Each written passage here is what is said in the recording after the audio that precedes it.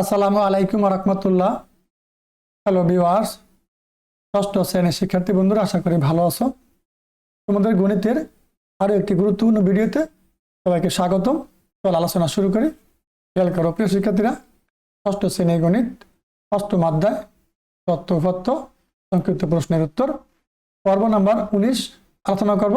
10 থেকে 16 পর্যন্ত 7টা সংক্ষিপ্ত প্রশ্ন, 100% কমন উপযোগী প্রশ্নগুলো পরীক্ষা আসার মতো। চলো আলোচনা শুরু করি।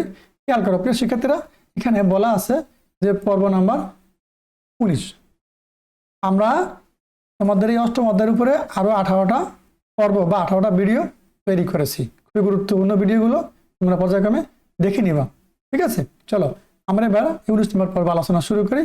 দেখো 10 নম্বর অঙ্ক থেকে আলোচনা শুরু করব। প্রশ্নে বলছে কি, শ্রমিকদের দৈনিক মজুরির টাকায় পরিসর দেওয়া আছে 80, শ্রেণীব্যাপ্তি দেওয়া আছে 12, শ্রেণীর সংখ্যা কত? শ্রেণীর সংখ্যা আমাদেরকে নির্ণয় করতে বলছে। চমৎকার একটা অঙ্ক। চলো আলোচনা শুরু করি প্রিয় শিক্ষার্থীরা। উত্তর দেওয়া আছে লিখবা, তোমরা এই মানগুলো প্রশ্ন চাই লিখবা। পরিসর সমান সমান 80, শ্রেণীব্যাপ্তি সমান সমান এই যে 12, ঠিক আছে? এখন আমরা শ্রেণী সংখ্যা নির্ণয়ের সূত্র লিখবো। আমরা জানি শ্রেণীর সংখ্যা সমান সমান পরিসর ভাগ শ্রেণীব্যাপ্তি। এখানে সমান চিহ্ন দেবা, এই পরিসর এখান থেকে পরিসরের জায়গায় 80 বসায় দেবা, ভাগ চিহ্ন দেবা, শ্রেণীব্যাপ্তির জায়গায় 12 বসায় দেবা। 80কে 12 দ্বারা ভাগ করবা, আসবে কত? 6.67। এখানে সমান চিহ্ন দেবা।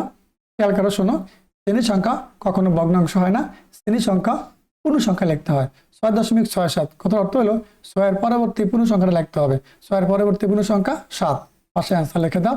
আশা করি তোমরা এই গুরুত্বপূর্ণ অঙ্কটা বুঝতে পেরেছো প্রিয় শিক্ষার্থীরা।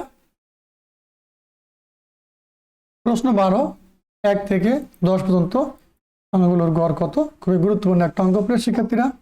দেখো আমরা এখন গড় বের করব। উত্তর 1 থেকে 10 পর্যন্ত সংখ্যাগুলোর যোগফল, এই যে সমান চিহ্ন দেয়া 1 + 2 + 3 + 4 + 5 + 6 + 7 + 8 + 9 + 10। 1 থেকে 10 পর্যন্ত সংখ্যা লিখবা, মাঝখানে যোগ চিহ্ন ব্যবহার করবা। এই সবগুলো সংখ্যা যোগ করলে যোগফল কত আসবে? 55। এবং মোট সংখ্যা, এখানে মোট সংখ্যা করা 10টা, এখানে সমান সমান দিয়ে 10 লিখবা। এখন আমরা গড় নির্ণয়ের সূত্র প্রয়োগ করব। সুতরাং গড় সমান সমান সংখ্যাগুলোর যোগফল ভাগ মোট সংখ্যা। এখানে সমান চিহ্ন দাও, যোগফল কত? 55। 55 বসাও উপরে, ভাগ চিহ্ন দাও, আর মোট সংখ্যা কত? 10। 10 বসাও নিচে। এবার এই 55কে 10 দ্বারা ভাগ করো। 55কে 10 দ্বারা ভাগ করলে আসবে কত? 5.5। পাশে অ্যান্সার লিখে দাও। আশা করি বুঝতে পেরেছো প্রিয় শিক্ষার্থী বন্ধুরা। আরো একটি চমৎকার প্রশ্ন জানবো। প্রশ্ন 13, মধ্যক কাকে বলে? উদাহরণ দাও। দেখো এখানে উত্তরটা দেওয়া আছে। উত্তর, উপাত্ত সমূহকে মানের ক্রমানুসারে সাজালে যে মান উপাত্তগুলোকে সমান 2 ভাগে ভাগ করে তাকে মধ্যক বলে। ঠিক আছে? তোমরা এই গুরুত্বপূর্ণ সংখ্যাটা এখান থেকে মুখস্থ করে অবশ্যই আয়ত্ত করে রাখবা। এটা কিন্তু কোনো বইতে এভাবে সাজানো নাই, আমি নিজের মধ্যে করে তোমাদেরকে সাজিয়ে দিয়েছি। ঠিক আছে?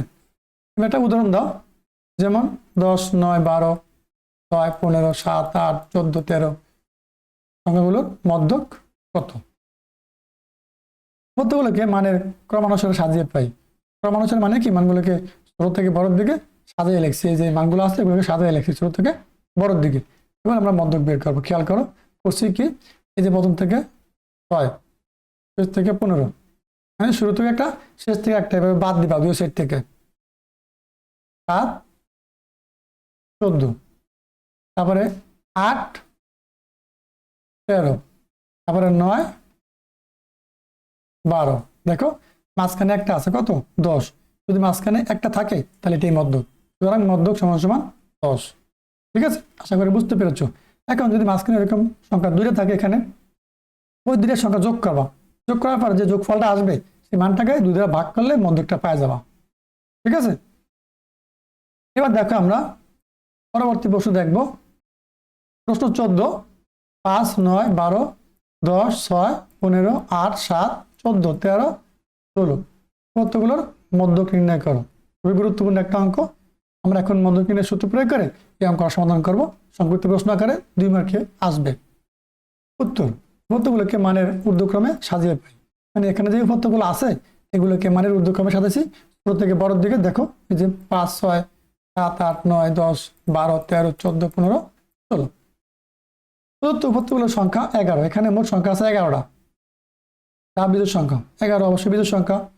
একটা জিনিস খেয়াল করো, মধ্যকিনের সূত্র দুইটা, একটা জোড় সংখ্যা নির্ণয়ের মধ্যক, আর হচ্ছে কি বিজোড় সংখ্যা নির্ণয়ের মধ্যক। ঠিক আছে, তাহলে আমরা এখানে সংখ্যা 11 বিজোড়, তাহলে কি করব, মধ্যকিনের সূত্র বিজোড় যেটা আছে এটা প্রয়োগ করবো। সুতরাং মধ্যক সমান সমান উপাত্ত সমূহের সংখ্যা যোগ 1 ভাগ 2 সমপদ। এই যে বিজোড় সংখ্যার মধ্যকিনের সূত্র, মধ্যক সমান সমান উপাত্ত সমূহের সংখ্যা যোগ 1 ভাগ 2 সমপদ। সমান চিহ্ন দেবা। এই যে উপাত্ত সমূহের সংখ্যা কত, এখানে 11 লিখবা, যোগ 1 লিখবা, ভাগ 2 দিবা, পাশে সামনে সমপদ লিখবা। সমান চিহ্ন দাও। 11 1 যোগ করলে 12, ভাগ 2, 12কে 2 দ্বারা ভাগ করো, 6 2 12, তাহলে এই 2 দ্বারা 12কে ভাগ করলে কত আসবে, 6 আসবে। পাশে সমপদ লিখে দাও। এখন দেখো এখানে লিখছি কত, 10 লিখছি। 10টা আসলে কোথা থেকে একটু খেয়াল করো। এই যে 1 2 3 4 5 6, দেখো আমি যদি যে সংখ্যাগুলো সাজাইছি প্রথম থেকে গুণে সামনের দিকে তার পর্যন্ত যাও, অথবা পিছন থেকে গুণে আসো। দেখো 1 2 3 4 5 6, তুমি যেদিক থেকে আসো না কেন মধ্যক কিন্তু 10। ঠিক আছে, এই হিসাবে 6তম পদ সমান সমান কত, এখানে 6তম পদ যে মানটা আছে সেই মানটা এখানে বসায় দেবা, সমান সমান দিয়ে 10 লিখবা, পাশে অ্যান্সার লিখে দেবা। আশা করি তোমরা এই গুরুত্বপূর্ণ অঙ্কটা বুঝতে পেরেছো। প্রিয় শিক্ষার্থী বন্ধুরা, এবার দেখো আমরা প্রশ্ন 15 নাম্বার শিখবো। কি বলছে, প্রচুরক কাকে বলে, উদাহরণ দাও। উত্তর, কোন উপাত্তের মধ্যে যে সংখ্যাগুলো সবচেয়ে বেশিবার থাকে তাকে প্রচুরক বলে। খুবই গুরুত্বপূর্ণ একটা অঙ্ক। প্রিয় শিক্ষার্থীরা, যেমন 3 4 6 3 7 8 3, উপাত্তগুলোর মধ্যে 3 সংখ্যাটি সবচেয়ে বেশিবার আছে, সুতরাং প্রচুরক 3। সংজ্ঞায়িত বলছে যে উপাত্তগুলোর মধ্যে যে সংখ্যাগুলো সবচেয়ে বেশিবার থাকে তাকে প্রচুরক বলে। তাহলে এখানে 3 সংখ্যাটা সবচেয়ে বেশি 3 বার আছে, তাহলে কি প্রচুরক 3। আশা করি তোমরা বুঝতে পেরেছ। এবার দেখো 16 নম্বরে কি বলছে, প্রশ্ন 16, শিক্ষার্থীদের গণিতে প্রাপ্ত নম্বর এত এত এত দেওয়া হলো, নম্বরগুলোর প্রচুরক নির্ণয় করো। খুবই গুরুত্বপূর্ণ একটা অঙ্ক। প্রিয় শিক্ষার্থীরা, উত্তর উপাত্তগুলোকে মানের ঊর্ধ্বক্রমে সাজিয়ে পাই।